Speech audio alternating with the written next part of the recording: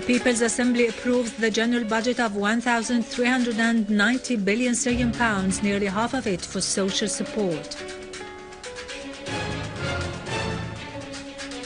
The Assistant Regional Secretary of the Ba'ath Party inspects the needs of citizens in the areas of al-Nabek, Qara and Deir Atiyeh. The Protestant Armenians in Aleppo and the Syriac Orthodox in Damascus hold religious masses to pray for peace in Syria and the liberation of the kidnapped victims.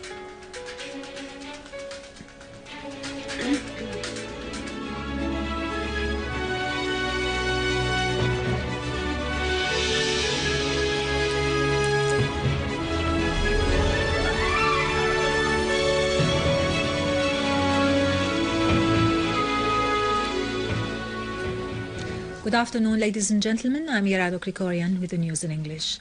Syrian Arab army units continued their operations successfully in the workers' town of Adra and controlled several important points in the vicinity. A military source asserted that the Syrian Arab army has inflicted heavy casualties on the armed terrorist gangs.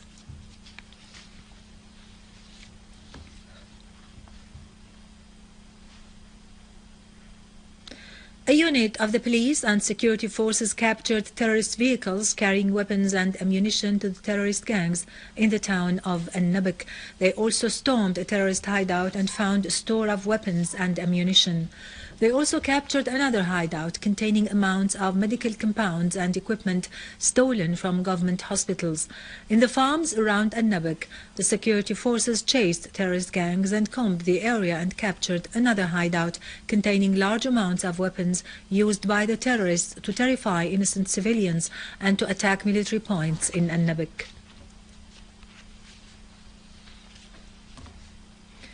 A Syrian Arab army unit clashed with terrorists in a number of areas in Deir ez-Zor province, killing scores of them, many of non-Syrian nationalities. The army killed the majority of an armed terrorist group in the town of Ayyash. Among the killed terrorists were Salim al-Dubayb of the Saudi nationality, Abdul Latif al-Basis, Imad al-Sayer al-Kariz, Zakaria Ismail al-Jubari and Mit'ab al-Rafdan.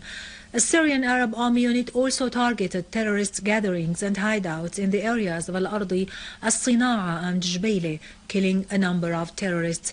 Terrorists Anas Malik al-Anzi of the terrorist group of Al-Ikhlas Brigade and Hamza Daham al-Miflih of the terrorist group of Junud al-Aziz Brigade.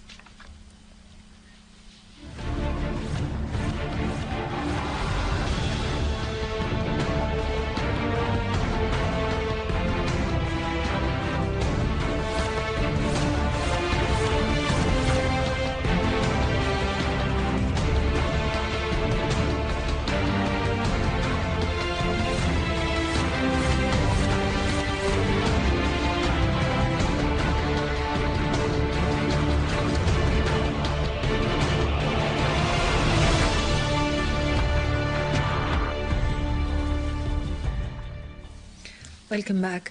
The Assistant Regional Secretary of the Ba'ath Party, Hilal, toured the living conditions in Qara, al-Nabek and Deir Atiyeh in the Damascus countryside. He asserted that Syria, with the solid will of its people and the sacrifices of its valiant army, has foiled all plots. Soon all the terrorists will be defeated throughout the country, which will celebrate victory. He pointed out that the support of the people of Qara for the army had a very important role in protecting the town and saving it from the crimes of the extremist fanatics. In Deir Atiyeh, Mr. Hilal toured the quarters that were hit by terrorism. He reviewed with the people concerned the measures taken to restore electric and water supplies and to repair the telephone lines. He also reviewed the operations of removing garbage and the traces of destruction left by the terrorists. He called upon the people concerned to accelerate the process of repairs and to give citizens the best services. In Aleppo, the Protestant Armenians held a mass in the church of Beit El to pray for peace in Syria.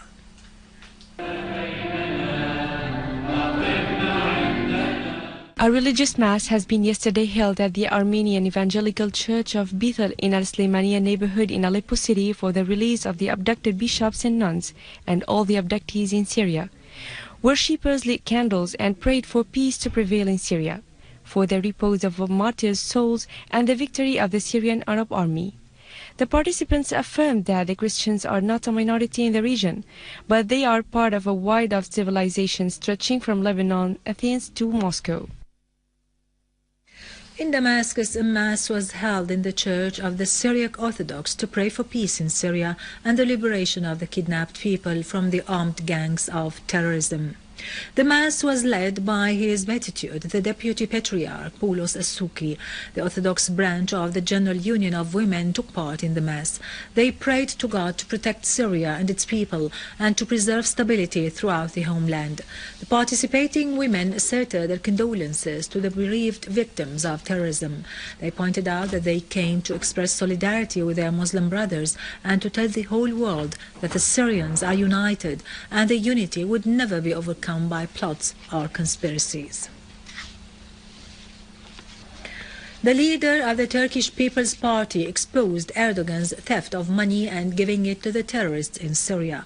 The Turkish paper Hürriyet published a report by its correspondent in Washington asserting the arrival of 47 tons of weapons and ammunition to the terrorists in Syria during the past 6 months.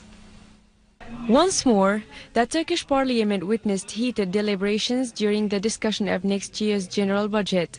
The Turkish People's Party opened the fire of Erdogan's involvement in giving money stolen from the Turkish people to the terrorist groups in Syria. Erdogan denied this accusation and blocked the report of the Committee of Financial Inspection during the past 3 years. The report exposed financial and administrative corruption. The leader of the People's Party described the budget as illegitimate, while the Turkish government spent the tax money on buying weapons for the armed opposition in Syria. The leader added that he heard the testimony of a lorry driver who was detained 2 months ago while he was trying to smuggle bombs into Syria. The driver admitted the involvement of Erdogan's men in smuggling those weapons. The leader of the People's Party also attacked the support of Erdogan's government to the Tunisian Muslim Brotherhoods and their government. He accused Erdogan of supporting the forces of repression and torched. The members of the opposition parties hit their tables, announcing their refusal to listen to the lies of Erdogan's party. The Turkish paper Hürriyet exposed the weapons smuggled from Turkey to the terrorist gangs in Syria during the past 6 months under the supervision of Erdogan's party. The correspondent of the paper sent a copy of the UN records proving that Turkey sent weapons to the terrorists in Syria. With this, we end our news for today. Thank you for watching. For more details about Syria and the region and to view this bulletin again, you can always visit our website in English, syriaonline.sy. Now to latest business and market news with Vani Genjian, but after a short break.